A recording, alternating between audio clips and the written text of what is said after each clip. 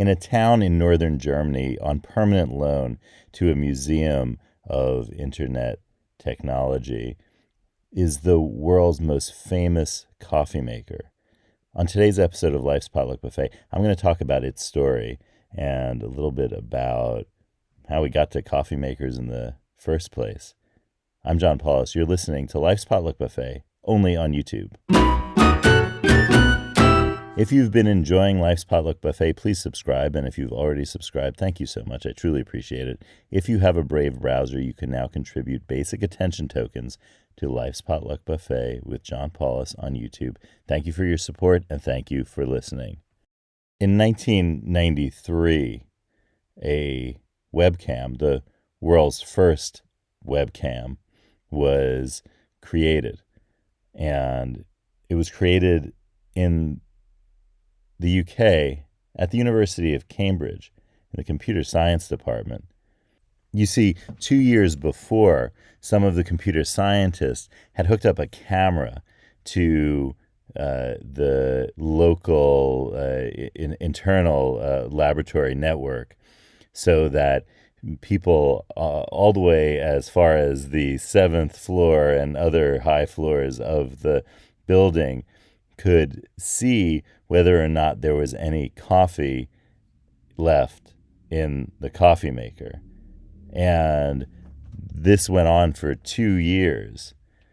And in 1993, they decided to hook the network feed to the World Wide Web, to the internet. And what that resulted in was the world's first webcam. The object in question was a Krupp's automatic drip coffee maker, and it became the most famous coffee maker in the world, with thousands, hundreds of thousands, and more people viewing the webcam regularly, even if they were 10,000 miles away from Cambridge.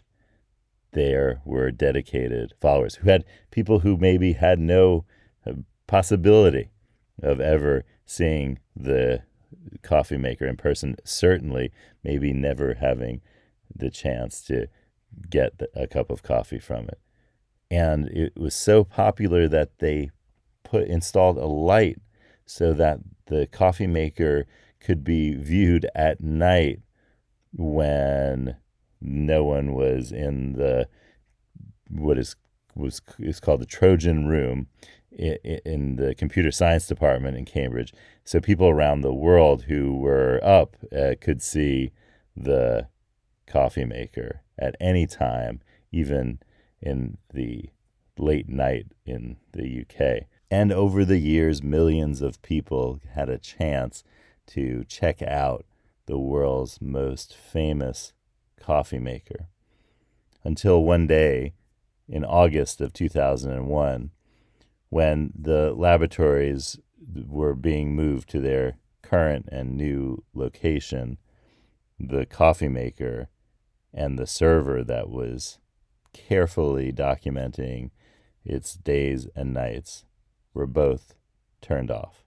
And the final image ever sent by the webcam was one of a person's hand shutting off the switch to the server, which had been so faithfully delivering images of the webcam to millions around the world. The coffee maker was the subject of a new internet technology. The coffee maker itself having been a technology that was around at the time for maybe 25 to 30 years. Because although coffee making goes back 1,000 years, making coffee with an automatic drip coffee maker only dates back to the 1970s. And the making of drip coffee only goes back to around 1908. In 1908, a German businesswoman named Melita Benz was really tired of grounds in her coffee.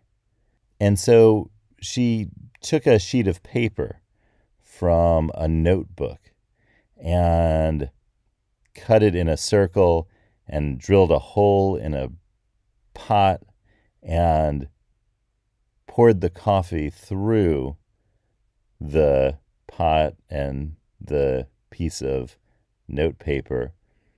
And voila, she had invented both the coffee filter and the technique of pour over coffee, which we still have with us today. And the coffee filter, because it was a very densely woven paper from the notebook, the filter worked perfectly, and none of the grounds made it through to Melita Benz's now perfectly sediment-free cup of coffee. Melita Benz started a company right away and patented the coffee making technique with the filter and the pour over. And the company still exists today. And you know it from Melita Benz's first name, the Melita Company, maker of coffee filters and pour over the holders, filter holders, so you can put the filter in the holder and pour a single cup of coffee, and maker of the pots, like the actually a teapot that is famous as well in the digital world as the model for what is called the Utah teapot, the 3D graphics, standard 3D graphics model image. But the thing about the pour over coffee situation is that you need to have something to heat up the water and pour it into. So in the 1970s, a couple of guys in Cleveland, Ohio, in the United States, decided to create something that would be better than the standard electric percolators, where the coffee can kind of keeps on going through the grinds, and it doesn't necessarily taste the best when it keeps on circulating, and the temperature, and there's a real advantage to pour over coffee. And so the guys in Cleveland decided to create a automatic pour over coffee machine, and they called this machine Mr. Coffee.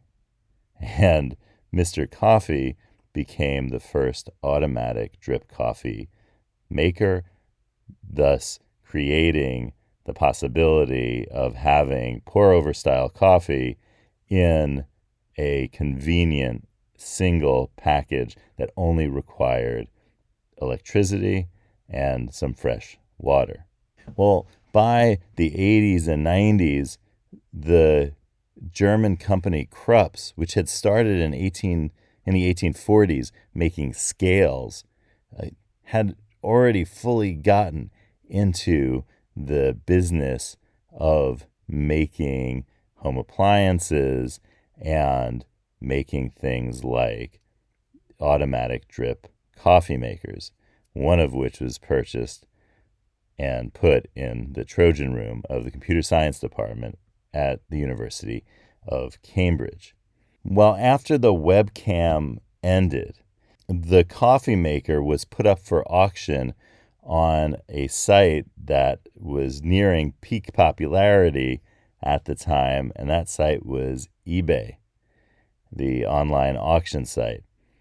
And it fetched £3,350, and the winning bidder was Der Spiegel, a German news magazine publisher that also published Spiegel Online, starting in 1994. So also an early news source available in German on the internet. And Der Spiegel actually had this the coffee maker repaired. And the folks at Krupp's sent some technicians, probably 4 hours up the road, to Hamburg, where the Der Spiegel is located, in order to, for free, repair the automatic drip coffee maker. And apparently the offices at Der Spiegel, where people were using this coffee maker at their offices.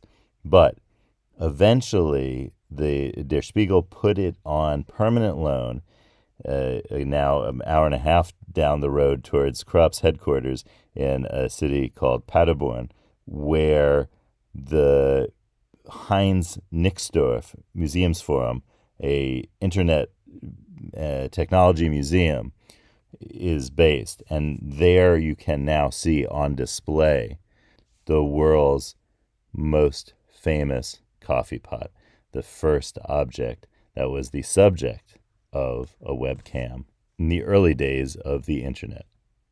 Well, let's ask the cards what's percolating and see what they have to say. So here we go, cards. You ready? Yellow lemons, blue dumplings, magenta noodles. Cards, tell us something.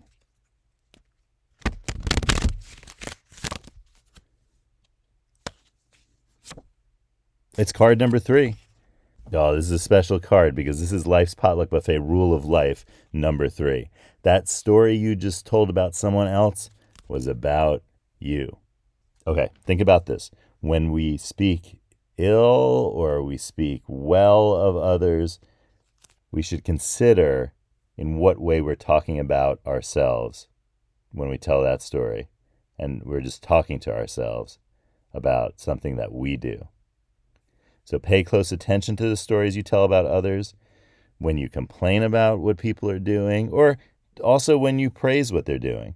Because when you understand what others do that either annoys you or pleases you, you can learn what you do that's annoying, or what you want to be praised for and what would be pleasing for you to do yourself. So think about that. What story did you tell about someone today? And how is that story really about you? So grab a cup of coffee and think about this, and I'll see you tomorrow on Life's Potluck Buffet.